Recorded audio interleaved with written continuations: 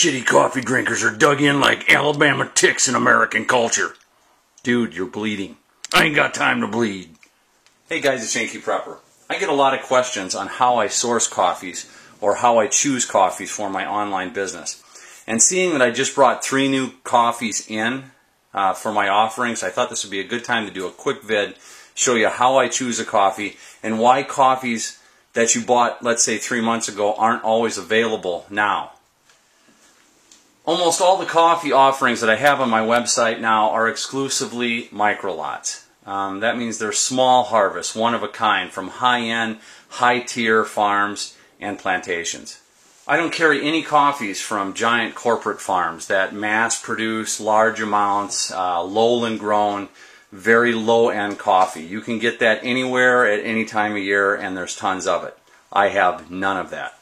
The stuff that I offer is always in a limited supply. It's always a limited harvest.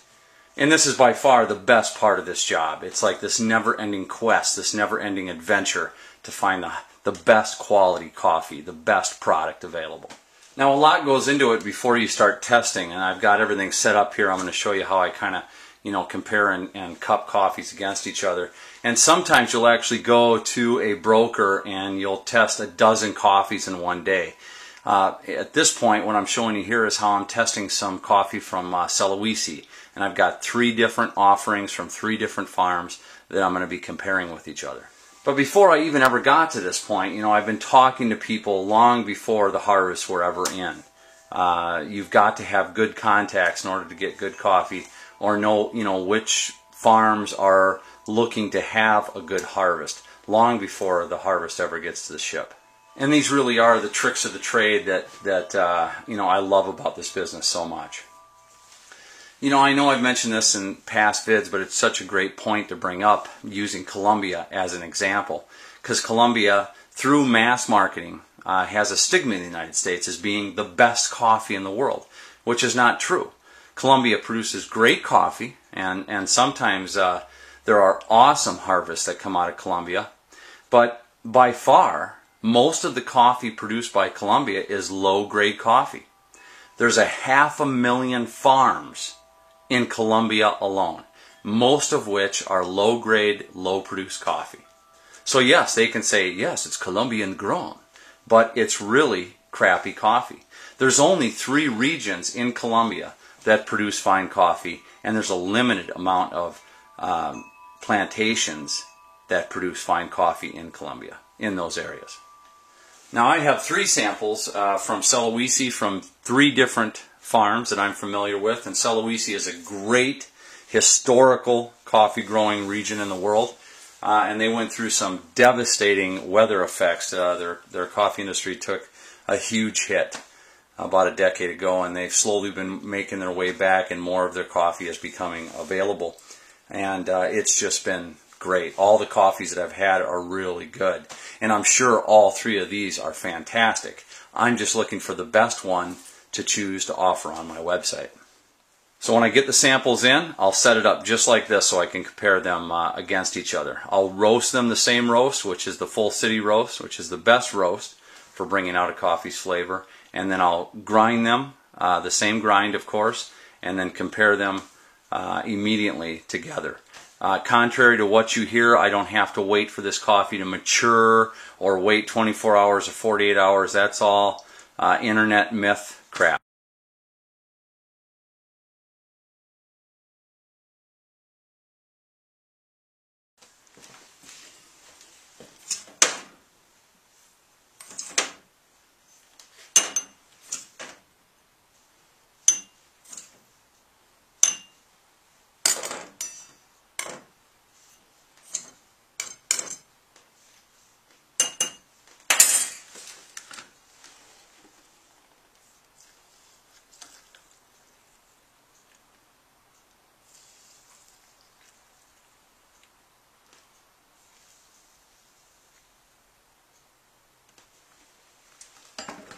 And we'll let it sit for a couple minutes. And you can kind of see how it's crusting. That's very fresh coffee, how it's just kind of mounding up.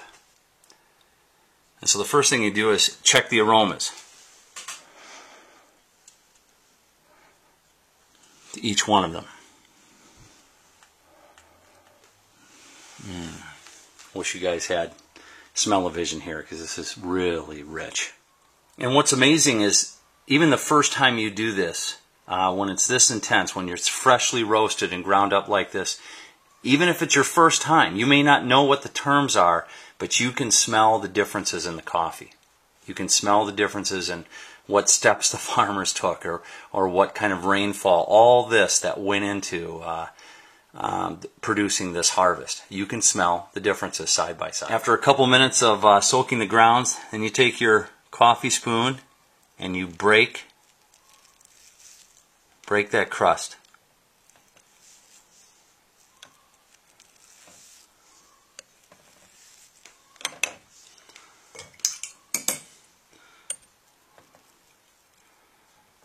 And you take about a tablespoon.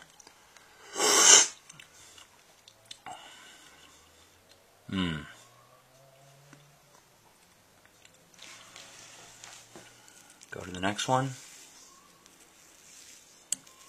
Break the crust. Again, you're smelling those aromas as it breaks through the crust.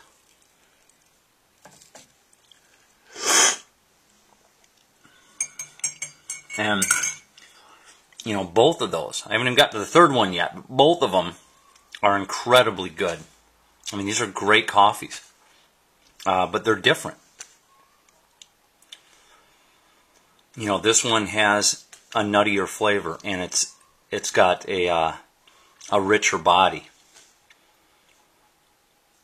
I mean, I wouldn't throw that out of bed for eating crackers by a long shot, but this is a better coffee.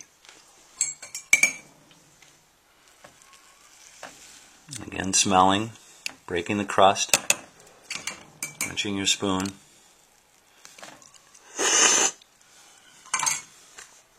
And see, that one instantly went, oh my gosh, that's so good. When you're comparing them side by side, the differences really come out. And immediately that one had more of a citrus or a lemon flavor to it. And this is the journey in picking fine coffees. Now usually you don't swallow the coffee. If you're in a coffee cupping, you don't swallow the coffee, otherwise they'd be hauling you off in an ambulance by the afternoon. They usually give you a spittoon to sip the coffee, swish it around, and then spit it out. But in this case, I'm only doing 3 coffees, and they're so delicious. And I've only had 2 cups today, so this is probably okay. And sometimes, if you want a second opinion, you can bring your wife in on this. Okay.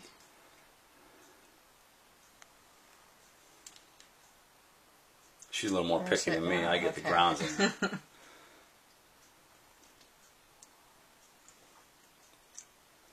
She doesn't have the obnoxious slurp that I have either. It's good, isn't it? That's very good, yeah. Yeah. All right, this next one. And see, that's the way to do it when you compare them. It's almost like an exercise. When you're comparing them side by side, that's how you grow in your ability to even recognize the notes. That one's a little bit stronger. Yeah, it's richer. The middle one's definitely got a fuller body. Wow.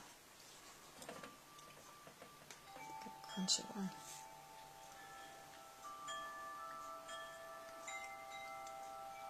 That's different. Isn't that incredible? I like region. the first one the best. Oh, excellent! You like that lemony citrus in Yeah, there? that's one I like. See, I like the middle. They're richer stronger. one. This is a little bit You like lighter. that? Yeah, that's definitely got lemon, grapefruit Yeah, I like notes in that there. one. Awesome. Kind of summer coffee. Nice. I'm ready for summer. Yeah, me too. Thanks. And this really is as stressful as fine coffee gets. I mean, what do you do when you have 3 unbelievably good coffees? How do you choose one from these 3? You know, my wife likes more of the citrus, the lemon side of the third one. I love the richness of the middle one. And you don't want to blend them. That's not the way to do it, because you're just going to ruin and mute out what's best and unique about that coffee. Blends are usually used for low-grade coffees to bring 2 together to kind of make up for how crappy they are. So blends are not the answer. It's the uniqueness of fine coffees. It's the uniqueness of the harvest. And this harvest will change over time. That's why I don't always have the same coffee to offer. I might carry a Nicaraguan 6 months ago because I thought it was fantastic, but the harvests aren't coming out as good next time, so I don't pick them up. And that's, you know, that's kind of how I manage my offerings. I'm only going to take the best coffee that I can get and offer that one, and that's how you build your reputation. And I love that I'm away from the franchise. You know, I had retail shops, and being away from the franchise gives me a ton of freedom to do that. Anyway, that's how I compare coffees together. This is how the choices are made. There are other ways and a lot of background that has to go in to choosing the coffees even to get to this point. But when it comes down to it, this is how coffees are chosen for my website, for my business. And that's it. I just wanted to give you guys kind of a walkthrough. It's a fun job. It is a fun job. Anyway, guys, thanks for the orders. I'll talk to you later. I ain't got time for bad coffee.